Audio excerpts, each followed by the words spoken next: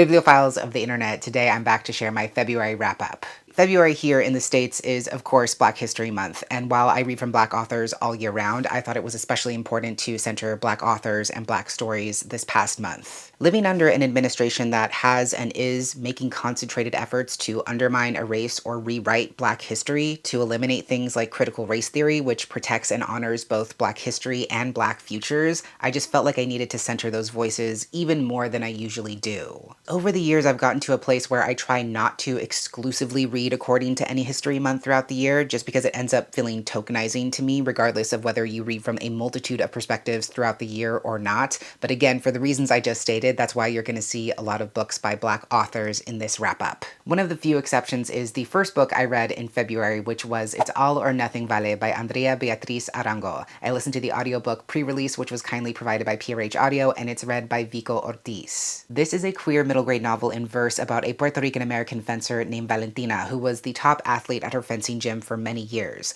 but a disabling vehicular accident has forced her to spend a lot of time away from the sport. She finally does get cleared to fence again, and when she tries to return to her normal routine, she realizes that fencing may not come as easily to her as it did before. And to make things worse, there's a cute new girl at her gym named Mirka who seems to have taken Vale's place. Content warnings for brief references to a car crash, descriptions of injury and chronic pain, experienced ableism and internalized ableism, and some allusions to depressive episodes. I have read and loved all of Andrea's middle grade books, and this was absolutely another winner. It's a really incredible story that's beautifully told with so much heart and so much thought. What I really love about Andrea's middle grade is that she has so much respect and love for her young characters, especially in allowing them to be messy, fully fleshed out people. It's so important to have stories about and for young people that give their characters space to make obvious and egregious mistakes, to ignore good advice even when they know it's good advice, to be angry and frustrated and hurt regardless of whether those feelings are quote-unquote productive. Vale is in the midst of grieving a part of her life that she will never get back in quite the same way, and she doesn't even know that what she's feeling is grief. We often don't frame chapters of our life closing as a source of grief, and as a result, we often don't have the emotional tools to address that grieving process. So I love that the story is giving young readers language to address how change can be a source of pain and grief,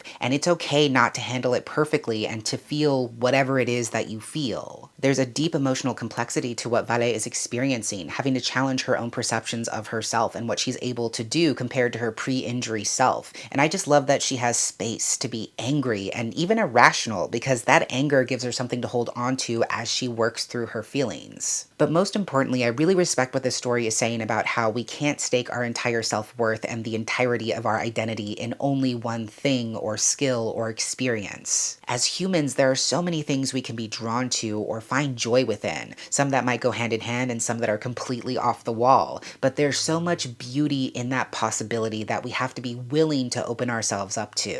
People contain multitudes, and the more of those multitudes we allow ourselves to discover, the bigger and more beautiful our world becomes. This is very much a story about learning how to decouple ourselves from external forms of validation, how to find ways to enrich and expand our interior worlds and give ourselves permission to find joy wherever joy presents itself. So, unsurprisingly, this was absolutely wonderful. I highly recommend the audiobook if you're able to access it, because Vico Ortiz is a national treasure and does a really great job of bringing this story to life. This was a very easy 5 stars. After that, I finally got a chance to pick up Algorithms of Oppression by Safia Moja Noble. The audiobook is unfortunately a Bezos exclusive, but I got it on sale a while back, so I was able to listen to it. The audiobook is read by the author herself. Safia Omoja Noble is a professor of gender studies, African American studies, and information studies, and this book kind of sits at the intersection of all those things. She was particularly interested in researching how negative biases and stereotypes of Black women and BIPOC women are embedded in search engine results and algorithms, which was the genesis for this book. But it also expands more broadly into exploring the dangers of becoming reliant on commercial search engines, especially when those information resources are owned and shaped by corporations who do not have our best interests feminists at heart. Content warnings for explorations of systemic racism and white supremacist violence, some discussions of forced sexualization, misogynistic violence, rape, and sexual violence, and some references to mass shootings, domestic terrorism, and racist violence. This book first came out in 2018, and I've been trying to read it since 2020, so it's been a very long time coming. And I'm so glad I finally got to it because this book is such an offering and really challenges the reader to combat complacency when it comes to the veracity of our information resources. As the author acknowledges in the introduction, any publication about technology is going to be automatically outdated by the time it's made accessible to the public. That is just the nature of the beast because technology changes and evolves so fast. But even though the Google we use today is very different from Google back in 2016, 2017 when the author was first compiling this research, there's still a lot of really valuable and applicable information in this book.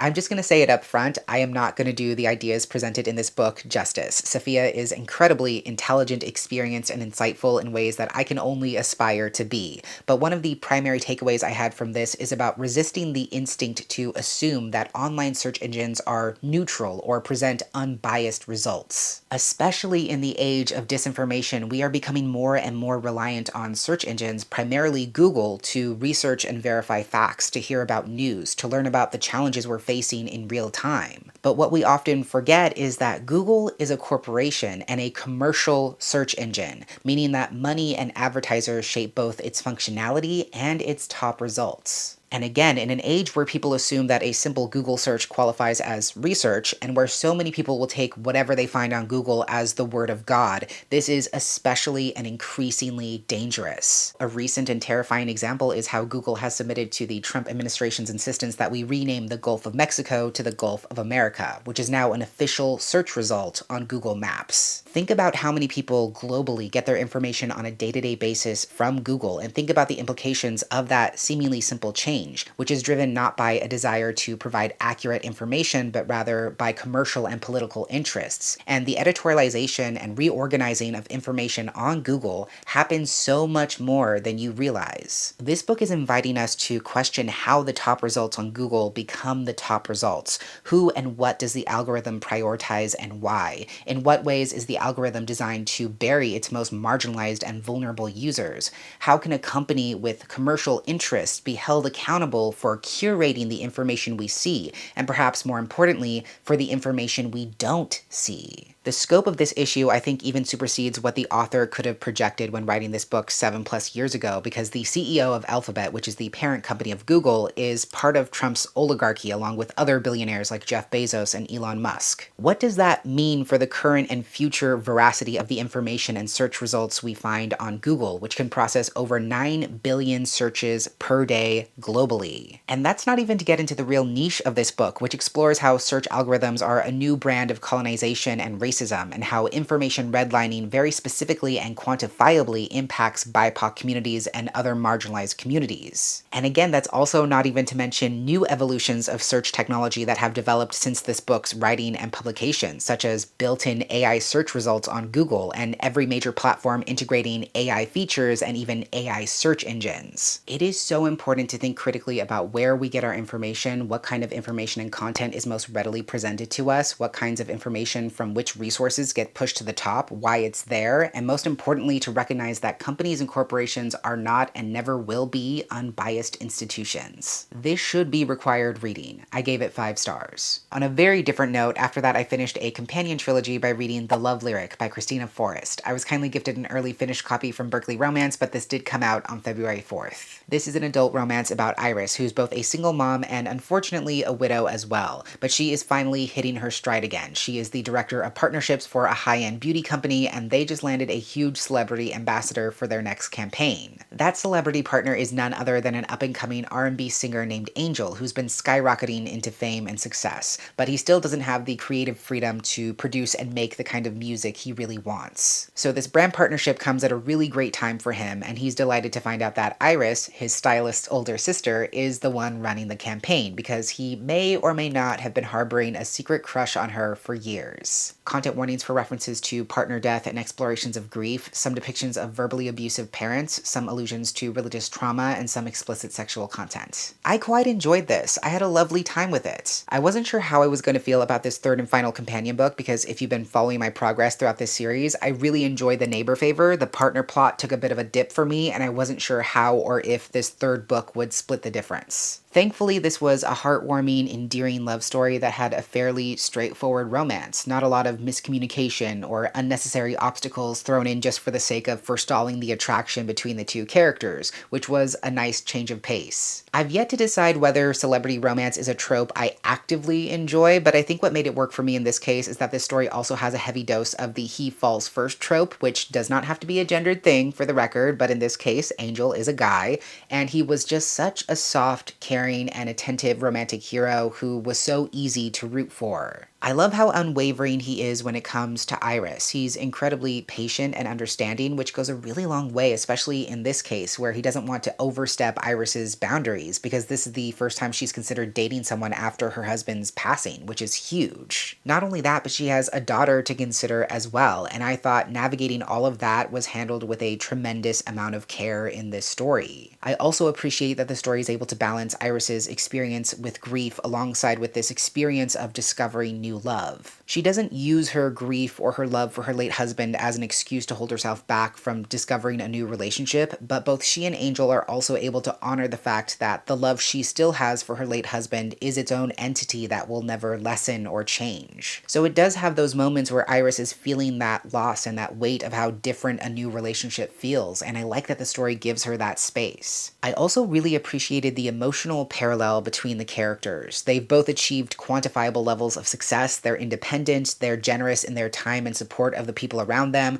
but in many ways they're both full steam ahead all the time, and they need someone to pull them back and take care of them for a change. I love that they're able to play that role for each other, to ground each other and remind each other of what really matters, and also show each other the kinds of care and attentiveness that they don't often show to themselves. So I love their chemistry, their thoughtfulness as they navigate this mutual attraction, the slow burn and yearning between them as they let that attraction gradually build until they're actually ready to act on it. It was just a really sweet romance and a fun way to wrap up the companion trilogy. I gave it a solid 4 stars. On yet another completely different note, after that I listened to The Reformatory by Tananarive Due. I was kindly gifted a finished copy from Saga Press a while back, and I listened to the audiobook, which is read by Janice Abbott Pratt. This is a blend of historical fiction and horror. It's set in 1950s Florida, where a 12-year-old black boy named Robbie is sentenced to 6 months at the Gracetown School for Boys, a notorious reformatory, after kicking the son of the largest landowner in town. Robbie has always had a gift for seeing haints, which used to be a comfort for him because it allowed him to see his mother even after she passed away.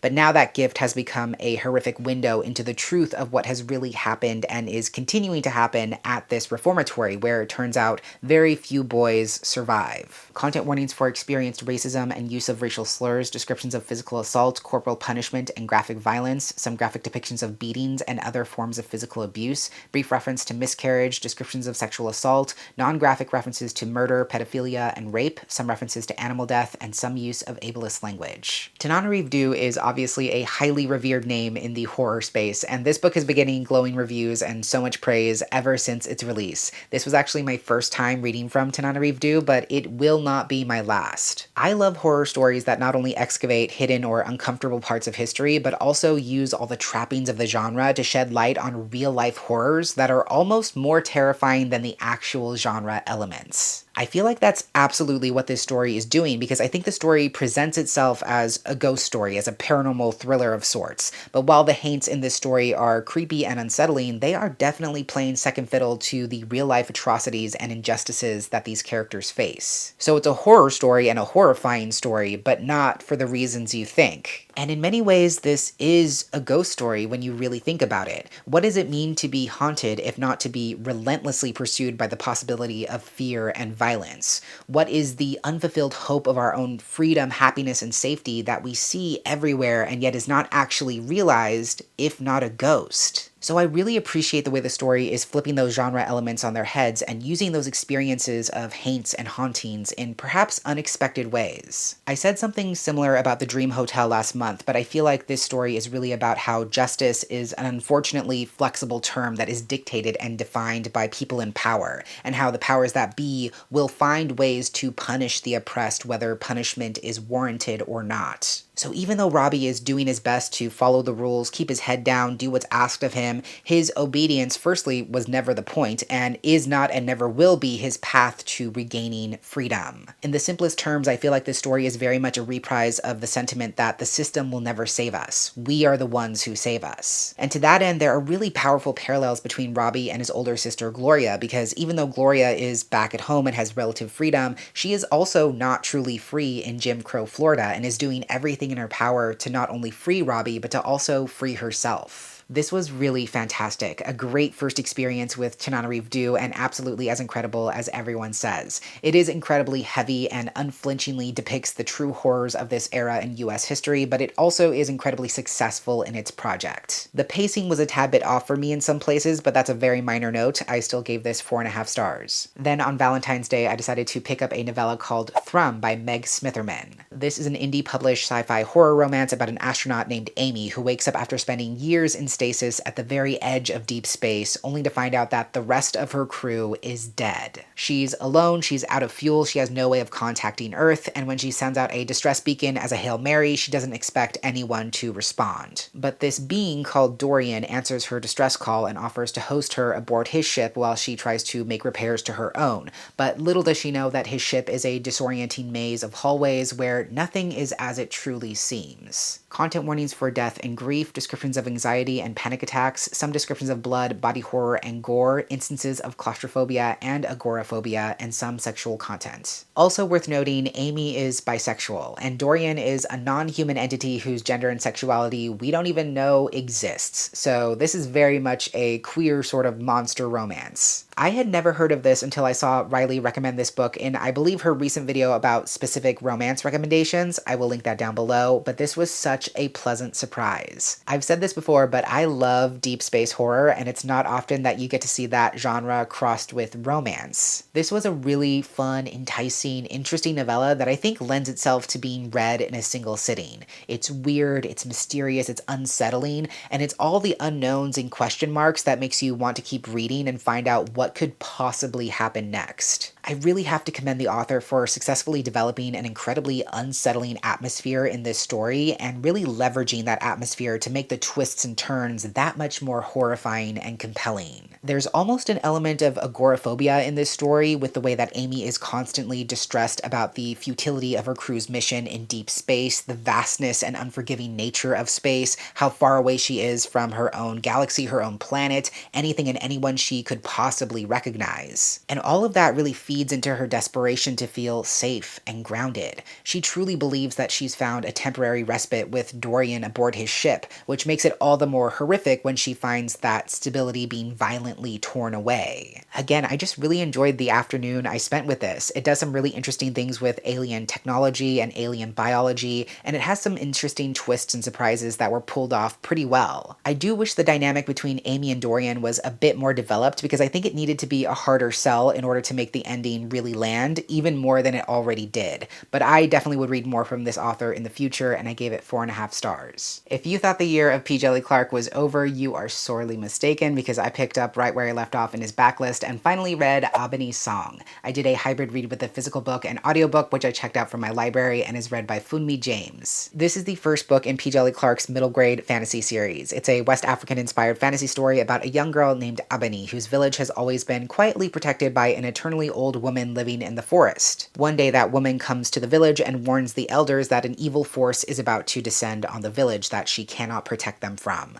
No one heeds her warning, but soon warriors with burning blades and living ropes storm the village and kidnap all of its people. Everyone, that is, except for Ebony. She narrowly escapes with the old woman of the forest and ends up becoming an unwilling apprentice to her, trying to learn her magical ways so that she might find a way to bring her family, friends, and fellow villagers back home. Content warnings for depictions of abduction, some references to forced slave labor, and some thematic violence. It was so great to see what P. Djeli Clark can bring to the middle grade space, and I think everything he set up in this first book is really exciting. This is a fun and interesting fantasy adventure that I think readers of all ages can really enjoy. It kind of gave me Wizard of Oz vibes, not because the plot is any way comparable to that, but because it's this whimsical fantasy adventure quest where a character is journeying to find this all-powerful or all-knowing being and slowly collecting more and more pilgrims along the way who would also like to find this being or this place for their own reasons. That puts such a delightful shine on the story. I'm a sucker for stories that are about ragtag crews begrudgingly or unexpectedly becoming friends, and it's really nice to see these characters open up to each other and take strength in each other as the story progresses. There's also a really fascinating magic system, and this fantasy world is populated by interesting African-inspired creatures and monsters that we just don't often get to see in these kinds of fantasy adventure stories. Thematically, I also really appreciate what this story is doing. At its heart, it's really about learning how to do hard things and make hard decisions,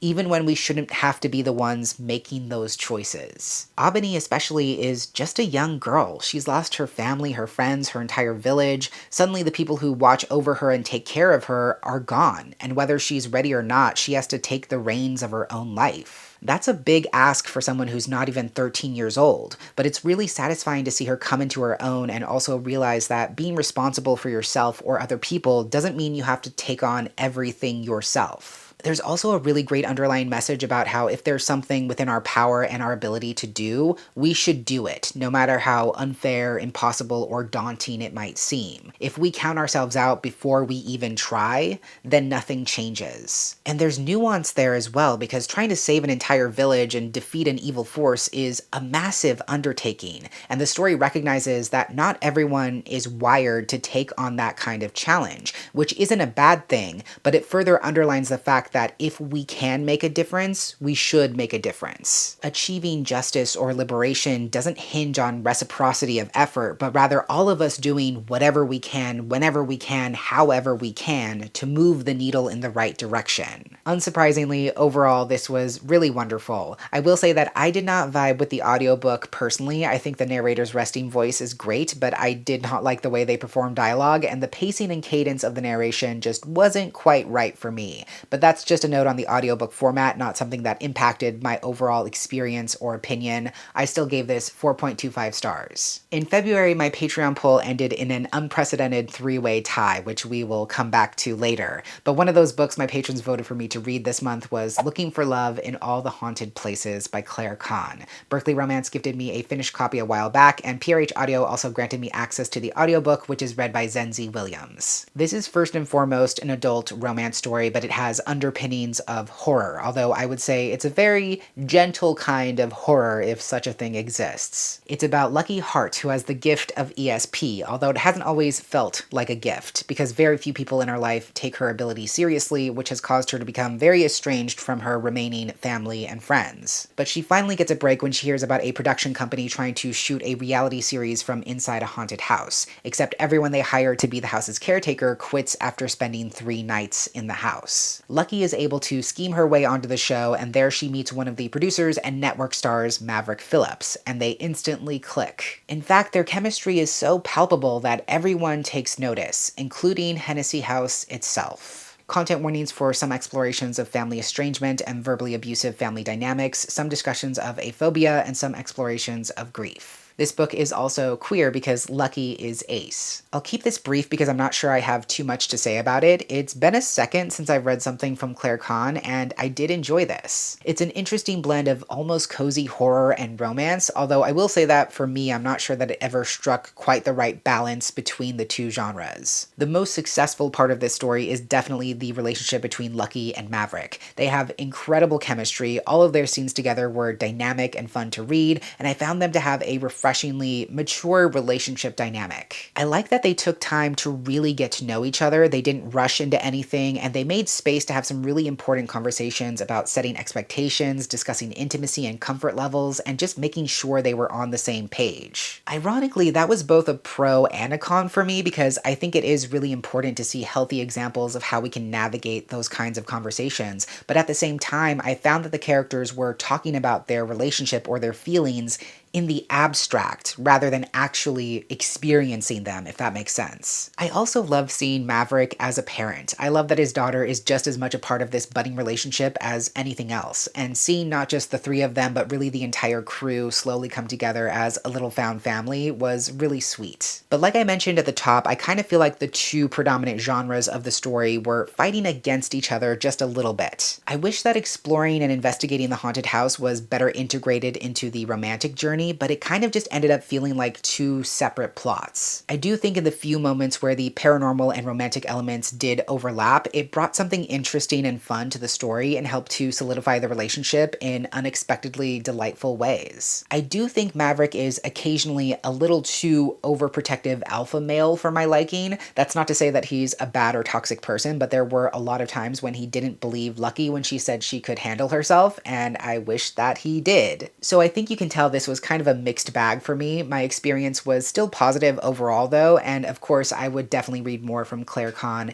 in a heartbeat. I gave this 3 stars. After that, I once again took another dramatic shift by finally picking up The World We Make by N.K. Jemisin. I listened to the sensational audiobook, which is read by Robin Miles. This is the sequel and duology closer to The City We Became, which is a contemporary sci-fi series where major cities have literal souls, and those souls are controlled or embodied by human avatars. This series is focused on New York specifically, which doesn't just have one avatar, but 5 to represent each of its boroughs. The first book is about these seemingly disconnected avatars awakening, discovering their powers, finding each other, and learning that they have been awakened to protect New York from an evil, otherworldly force. Content warnings for experienced harassment, racism, xenophobia, transphobia, and homophobia, explorations of far-right rhetoric, white supremacy, and police violence, and some descriptions of physical assault and graphic violence. In the entire N.K. Jemisin canon, because now I can say that I have read all of her long-form work, I feel like this second and final book in the Great Cities duology is ensconced in such a specific context that it becomes difficult to talk about it without that context. Firstly, we have to understand that this was originally intended to be a trilogy. It was set up that way. The world of the story was built up to have enough potential and momentum to cover 3 books. But obviously, that did not happen, and this second book had to not only continue where the story left off, but also tie up all those threads and effectively conclude a trilogy's worth of story and potential in a single book.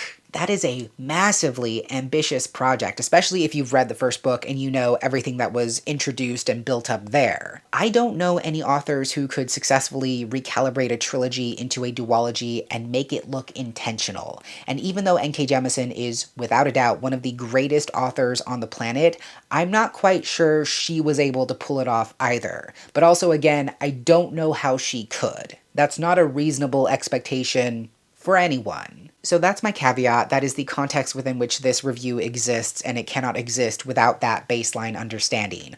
All of that said, this was still a massively impressive duology closer, especially considering the fact that its function and its trajectory had to dramatically change. The first book is more focused on the awakening of the New York avatars, them discovering their powers and each other, and towards the end we get this glimpse into the fact that this magic is far more epic in scope than we would expect. And I think the second book really delivers on that potential and brings in other cities and a more broad perspective than the first book, so the expansion of the world building, I think, is very successful. This also continues to be a story that is openly and unapologetically addressing the violence and violation of colonization, but through an interesting sci-fantasy lens. Thematically especially, I do appreciate what this duology is doing. It full-throatedly celebrates how the United States especially is a country that's worth and literal power comes off the backs of people of color, immigrants, and marginalized communities. stories. And it's a literal restoration and reclamation of that power through these Avatar characters. I feel like that's really the main focus of the story, exploring how the continued project of empire and colonization, in whatever form it might take, is about those at the top, those in power, making decisions about who they're willing to sacrifice, who they're willing to leave behind,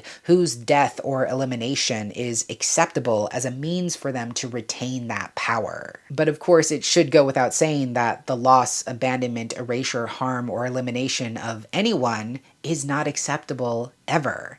And just because that's the way our hellishly capitalistic, imperial, colonial world keeps spinning, that doesn't mean we have to accept it. There was a lot in here that was really great. It's a fast-paced, high-octane series closer that takes some surprising twists and turns and takes some risks that definitely pay off. But inevitably, I also think it's clear that there was a lot still left on the table, and unfortunately, that's just the nature of the beast. Even on her off days, N.K. Jemisin is still light years above most authors on their very best days. So no, this was not a 5-star read for me, but I still gave it a solid 4.25 stars. After that, I needed something a little bit lighter, so I finally got a chance to pick up A Split Second by Janae Marks. I was gifted a finished copy by HarperCollins, but this one actually came out last October. This is a contemporary middle grade story with just a touch of magic. It's about a girl named Elise who wakes up the day after her birthday to find out that 6 months have somehow passed overnight. No one else is acting like anything strange happened or like any time has passed, and yet Elise cannot remember anything that happened during those 6 months. To make things worse, her best friends are not talking to her for some reason, and she also learns that she somehow signed up for a photography club even though she has no photography experience. Luckily, one of her former friends, Cora, is talking to her, and as they begin to investigate what might have happened, they begin to think that it's not actually a case of memory loss, but rather the result of magic. Content warnings for some explorations of the COVID pandemic, some mentions of anxiety, and brief references to bullying and social estrangement. Janae Marks is easily one of my favorite authors. I've read and loved all of her books, and it is not surprising to me that this one was also fantastic. I think this latest book of hers is able to capture so much of what she does so incredibly well, crafting decisive, independent young characters, integrating elements of mystery or investigation, speaking on messages that are really important for young readers to hear, but with this really fun added twist of magic. Like I said, Janae Marks is an absolute master of crafting young characters who are bold, curious, inquisitive, and decisive in who they are and what they want,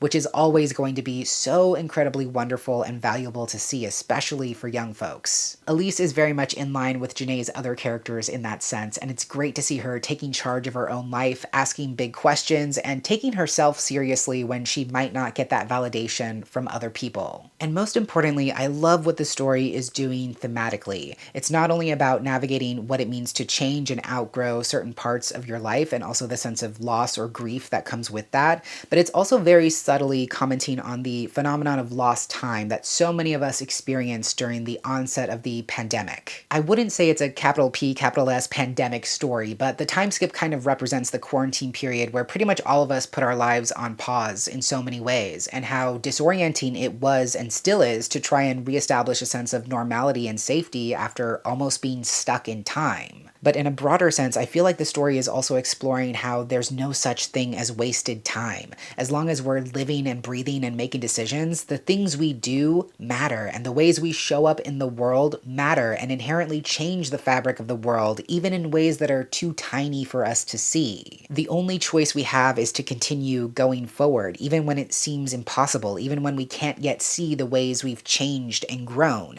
And I think that's a really beautiful message. Again, surprising no one, I adored this book and had a really great time with it. I gave it a very strong 4.5 stars. Now, I mentioned earlier that my February Patreon poll ended in an unprecedented 3-way tie. So I figured I would meet the moment and do something unprecedented by reading all 3 books. So my second Patreon pick for this month was Thirsty by Jas Hammonds. Jas Hammonds is the author of We Deserve Monuments, one of my favorite books that so many more people need to read. This is their sophomore YA novel. It's upper YA focused on on college-aged characters. The story follows Blake the summer before college when she and her girlfriend Ella are trying to get themselves recruited by the mysterious Serena Society. It's an exclusive sorority that promises status and lifelong connections to powerful, trailblazing female professionals of color. And while Ella is pretty much guaranteed a spot because she is the daughter of an alum, Blake has a lot more to prove. She and Ella attend a lot of parties and get-togethers with the members of the Serena Society, and Blake decides the best way to impress them is to excessively drink every night, because she becomes bolder and funnier and more interesting with a few drinks. But as the pledging process intensifies, so does Blake's drinking. Content warnings for depictions of alcohol abuse, excessive drunkenness, hangover, and vomiting, allusions to past experiences of bullying, forced outing of a secondary character, brief mentions of sexual coercion, and some fade to black sexual content. Also worth noting, Blake is queer. There is a secondary character who is non-binary, and Blake is also mixed race. Like I said, We Deserve Monuments is one of my favorite contemporary YA books. I knew just from reading that debut that Jas Hammonds was an extraordinarily talented author, and that's why I implicitly trusted them to be able to pull this off, even though it's navigating some very heavy content. No, this is not a fun or easy story to read, but it is incredibly necessary, especially in the upper YA space, because it's openly discussing how drinking and socialization are normalized as a natural pairing, and how dangerous that kind of innocuous association can really be. When we become conditioned to expect that drinking is just a normal part of socialization, when we become desensitized to the idea that alcohol is necessary to either celebrate something or just have a good time, that can become a very slippery slope, and that can make it even more difficult for people who are struggling with drinking to identify they have a problem to begin with. As I said, it's definitely a heavier coming-of-age story, but I think it's also one of those stories that has the potential to change or save lives. I think this story has a lot to say about learning how to give ourselves grace, even when we fail. It's about not only knowing when to ask for help, but being brave enough to accept that help when it's presented to us. It's just a deeply emotional story that explores the necessity and power of care in all its different forms. Overall, this was an incredibly moving and cathartic story. I did want a little bit more from the family dynamic. I think stronger familial relationships could have brought out that element of emotional catharsis even more, but this was still great, and I gave it 4.25 stars. And my third and final Patreon pick for the month was Original Sins: The Miseducation of Black and Native Children and the Construction of American Racism by Eve L. Ewing. PRH Audio also kindly granted me access to the audiobook, which is once again read by Robin Miles. This is a work of nonfiction that strives to answer the question of why schools in the United States specifically simply do not work. The author looks at the historical roots of the education system here in the States, why it was created, who it was created by and for, what the original project of the education system was, and the myriad ways it has both evolved and largely stayed the same across centuries. More specifically, to really understand that central question, it explores and excavates the roles that schools and educational institutions have played in the oppression, subjugation, and assimilation of Black and Native populations specifically, because in order to understand the broader scope of this issue, we have to understand how it has affected the most marginalized and vulnerable populations. Content warnings for in-depth discussions regarding racism, anti-Black and anti-Indigenous violence, white supremacy, and eugenic practices, reporting of racial and ableist slurs, brief mentions of child abuse, child abduction, corporal punishment, and suicide, and some discussions of chattel slavery, including physical abuse and sexual abuse. This is a truly brilliant piece of nonfiction. The topic of the education system in the United States and its roots not only in Christian ideology, but also the economy of slavery and removal of indigenous nations from their ancestral lands is so complex and ties into so many aspects of life that we take for granted. I will not be able to do the concepts presented here justice, but I strongly urge everyone to read this. Schools in the United States are inherently colonial spaces built on a framework of continuing the colonial and imperialist project, even if we've rebranded those concepts as state testing or rigor standards. The fact of the matter is that schools are romanticized as the great equalizer in our country. If you want to make more money or gain access to untold opportunity, we're conditioned to believe that education is the answer and the pathway. We're told that the more education you have, the more likely you are to succeed economically, and yet that is not a universally held truth. Schools perpetuate and reward colonial values and colonial forms of knowledge. Schools are not the great equalizer they claim to be, but rather the great assimilator in our country. And this book gives us the language and the history to understand why that is. Schools in this country were created not only to educate children in Christianity, to teach them scripture and mold them into God-fearing citizens, but when schools were eventually opened to former slaves and people of color, they were also intended to be civilizing institutions. We don't have to look any further than the tragedy of Indian boarding schools and the establishment of reformatories to see the transparency of those assimilation efforts. The author talks a lot about how the different facets of the education system were not only intended to quote-unquote civilize those belonging to non-Western, non-white communities and cultures, but also to exact control over indigenous and black bodies specifically. A big through line in this book is a discussion about how the education system reinforces the violence of disappearance, both historically and presently. Who is excluded in this system? Who is sent out of the classroom? Who is suspended or expelled most often? Who is disciplined disproportionately? Who doesn't receive the opportunities education promises because of funding or wealth disparities? I learned so much from this book. It made me think about how even things as innocuous as cafeterias and recess stem from deeply racist and colonial values. Just think about the kinds of food that are served in an average school cafeteria here in the States. I promise you it's not quote-unquote ethnic food, and recess began as a socialization experiment in the hopes that students of color would learn the correct way to socialize and play from their white peers. This book is an invaluable excavation of US history that, ironically, we are not taught in school. It's also a meticulous love letter to the continued necessity of abolition and abolitionist thinking when it comes to challenging the norms we see perpetuated in schools, and also reimagining what school, what education, and what learning can and should be outside of these restrictive colonial systems we have no choice but to contend with. I honestly cannot put into words how valuable this book is. Again, I think it should be essential reading for everyone. It's accessible, the flow of ideas feels natural and intuitive, and even though untangling these concepts was a very ambitious project, it's also an incredibly successful project. This was, without a doubt, 5 stars. So those are the 11 books I read this past month. As usual, I was kind of all over the place with what I read, but I still think it was a really strong reading month. If you've read any of these yourself, or if you plan to, feel free to stop by the comments and let me know your thoughts. Thank you so much for watching. I hope you enjoyed, and until next time, educate yourself, be kind to yourself, take care of yourself and others, and I will catch you on the flip side of the page.